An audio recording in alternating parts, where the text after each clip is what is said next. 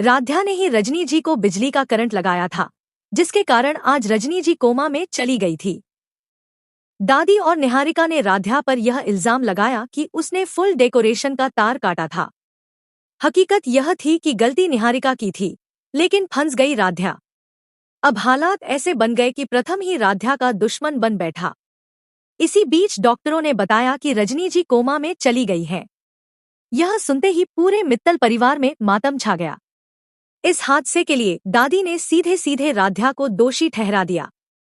उनका कहना था कि राध्या की लापरवाही की वजह से रजनी जी की जान खतरे में पड़ी।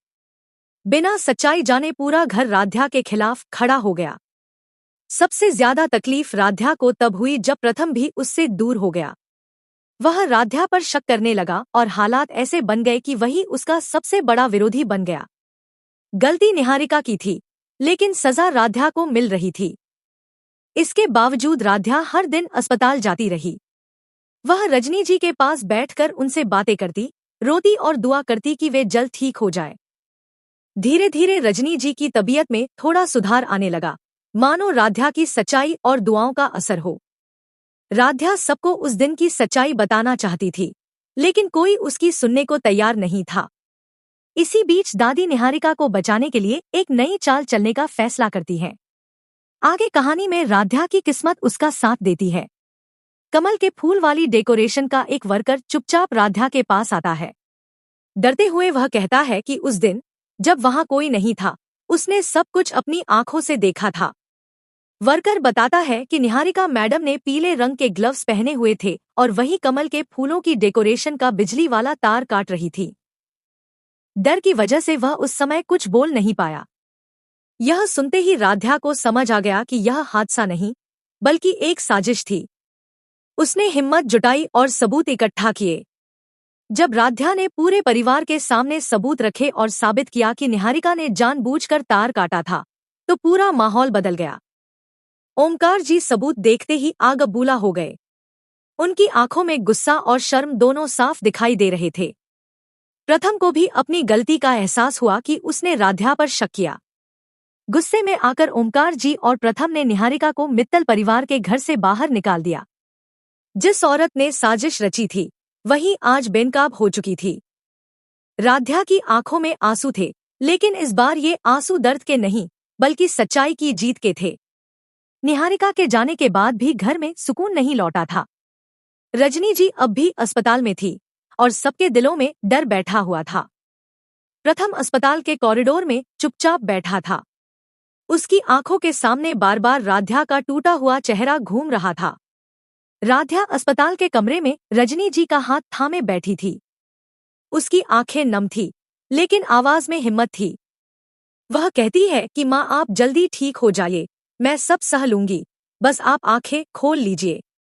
तभी डॉक्टर बाहर आकर बताते हैं कि पेशेंट की हालत अभी भी नाजुक है, लेकिन रिस्पॉन्स दिख रहा है। अचानक रजनी जी की उंगलियों में हल्की सी हरकत होती है। राध्या यह सबसे पहले महसूस करती है और कांपती आवाज में कहती है, माँ, आपने मुझे सुना? धीरे धीरे रजनी जी की पलकों में भी हरकत होने लगती है। यह किसी चमत्कार से कम नहीं था। दादी के मन में अपराध बोध घर करने लगता है। उन्हें एहसास होता है कि उन्होंने बिना सच्चाई जाने राध्या को दोषी ठहरा दिया था। प्रथम शर्म के कारण कमरे में जाने से हिचकता है, लेकिन आखिरकार हिम्मत करके राध्या के पास आकर माफी मांगता है। राध्या उसकी तरफ देखती है। आंखों में दर्द है, लेकिन नफरत नहीं। वह बस इतना कहती है कि सच देर से सामने आया, लेकिन सामने तो आया। तभी रजनी जी बेहद हल्की आवाज में राध्या का नाम लेती हैं। पूरा कमरा सन्न रह जाता है।